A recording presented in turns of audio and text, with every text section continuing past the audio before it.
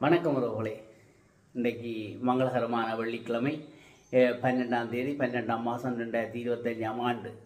இன்றைய நாள் எல்லோருக்கும் நல்ல நாளாக நல்பொழுதாக அமைய வேண்டும் என்று இறைவனை பிரார்த்தித்துக் கொண்டு நாங்கள் விடயத்துக்கு வருவோம். இன்று ஒரு குறள்.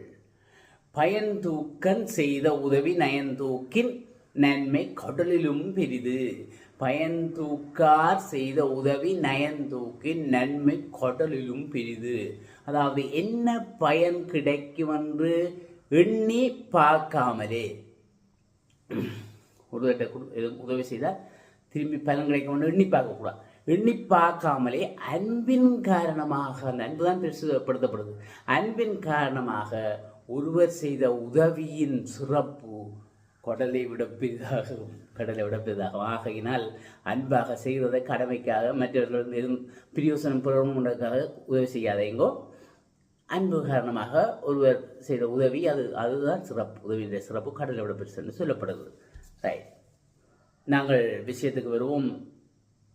நேற்று அமைச்சர் ஒருவர் எங்களுடைய நலிந்த ஜெயசிங்க என்ற அமைச்சர் ஒரு அதிர்ச்சி தகவலையும் வெளியிட்டிருக்கிறேன்.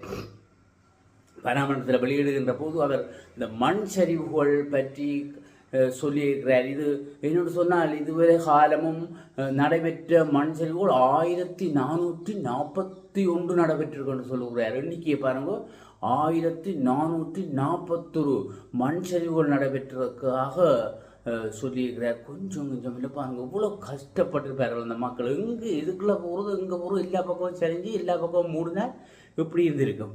அப்போ அது மழையும் சும்மா இல்லை, 2 வருடத்துக்கு புறப்படுகிற மழை, 2 வருஷத்தில் பெய்து முடிக்கிற மழை 3 நாளில் கடவுள் காக்க எப்படி அதை தாங்குற சக்தி இவ்வளோ இடர்பாடுக்குள்ளே மக்கள் இருந்து அந்த துன்பங்களை அனுபவித்திருக்கிறார்கள் என்று நினைக்கிற போதே மெய்ஸ் இருக்குது.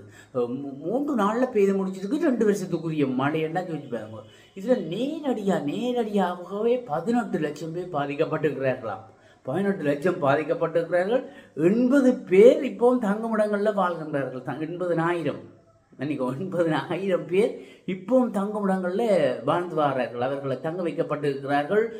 சரியாக அந்த பாதிக்கப்பட்ட இடங்கள் போயிருக்குதானே, அவர்கள்ட்ட உடனே கொண்டே குடியேற வேண்டாம், அவர்கள் அங்கே போயிருக்க வேண்டாம். அந்த வாழ முடியுமா? அந்த இடங்களில் வாழக்கூடிய சாத்தியம் இருக்குதா? குடியிருக்கக்கூடிய சாத்தியம் இருக்கா? திரும்ப அது வெடிக்குமா? திரும்ப இட்டியுமா? திரும்ப மனுஷரி பற்றுமா என்றெல்லாம் யோசித்து வடிவா ஒரு ஆராய்ச்சி செய்து சரியான ஒரு பரிசீலனை செய்து பார்த்துத்தான்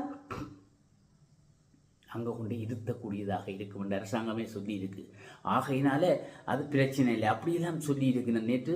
அப்போ ஏராளமான ஆபத்து இருக்கும் என்று சொல்லப்படுறாங்க. இருக்கும், ஆபத்து இருக்கும். என்னடா வெடிச்சு கிடக்கு, நிலங்கள் எல்லாம் வெடிச்சு இருக்குது, மழை பெய்யுது, இன்னும் அந்த கிடங்குக்கு தண்ணி போனால் திரும்பவும் அது வெடிச்சு சரிகிறதுக்கான வாய்ப்புகள் இருக்கும் என்று சொல்லப்படுகிறது.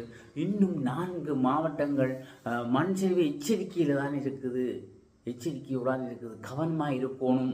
மற்றது மாத்தளை மாவட்டம் இருக்குதானே, மாத்தளை மாவட்டத்தில் 400 குடும்பங்கள் மண் சரிவுக்காக பயந்து இப்போ அவர்களை வெளி இடங்களில் வெளியேற்றப்பட்டிருக்கிறார்கள். 400 குடும்பம் என்று சொன்னால் கொஞ்சம் ஆக்கள் இல்லையே, சரிக்கா? அப்போ 400 குடும்பங்களையும் என்ன செய்கிறார்கள், அந்த இடத்திலிருந்து வெளியேற்றி வேறு இடத்தை கொண்டே குடியமர்த்தி இருக்கிறார். குடியமர்த்துறேன்னா கொண்டே தங்கும் இடத்தில் தங்க வைத்திருக்கிறார்கள். அவர்கள் அங்கே இருந்து வெளியேற சொல்லி இருக்கிறார்கள். அப்போ அப்படியான நிலை தான் இப்பொழுதும் அங்கே நடைபெற்று கொண்டிருக்குது. ஆனால் அதால் மத்திய மாகாண மலைநாட்டுக்கு தயவு செய்து அங்கே போய் பார்த்துட்டு வருவோம்.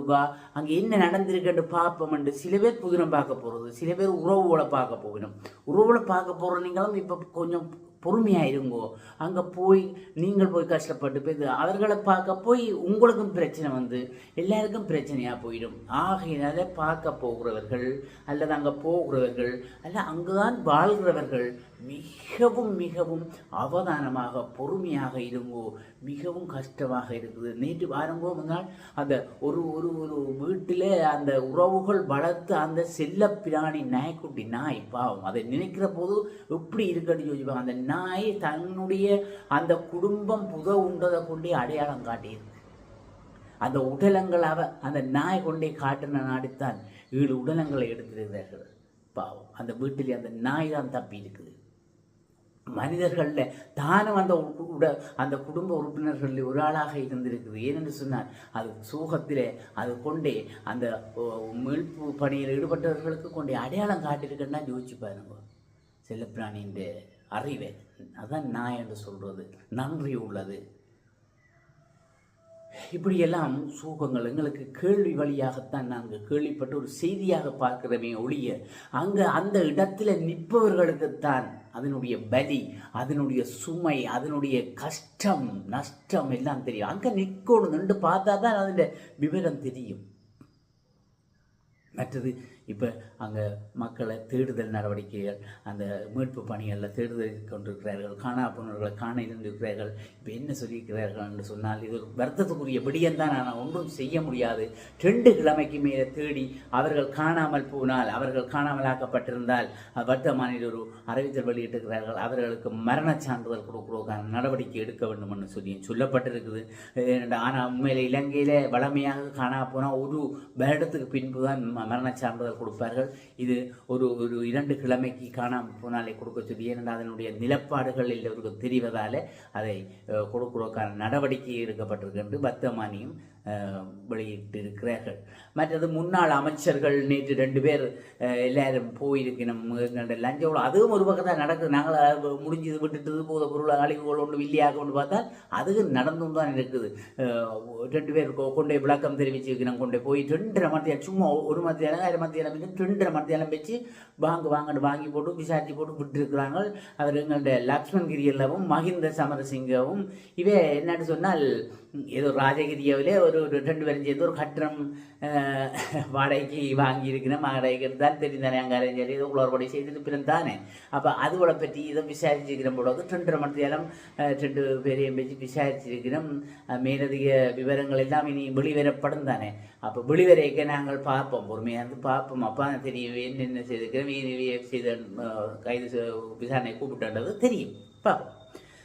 மற்றது ரஷ்யாவிலேருந்தும் விமானம், விஷேட சரக்கு விமானம் ஒன்று 10ஆம் தேதி மாலை எங்களுடைய கட்டுநாயக்காவில் வந்து இறங்கி இருக்கு. 35 மெட்ரிக் டன் இடையுள்ள இந்த உதவி பொருளை கொண்டு வந்திருக்குது. அதனுள்ள பாருங்க அந்த விமானத்துக்கு நடமாடும் மின் உற்பத்தி இயந்திரமும், சமையல் எண்ணெய், சீனி, அரிசி மற்றும் அந்த கூடாரங்கள், ஆக்களுக்கு போடுற கூடாரங்கள் இதுகளெல்லாம் கொண்டு வந்துருக்கிறார்கள். உண்மையிலே இவ்வளவு பெரிய ராட்சத விமானங்கள் எல்லாம் இலங்கையில் வந்து இறங்குத பகுப்பு.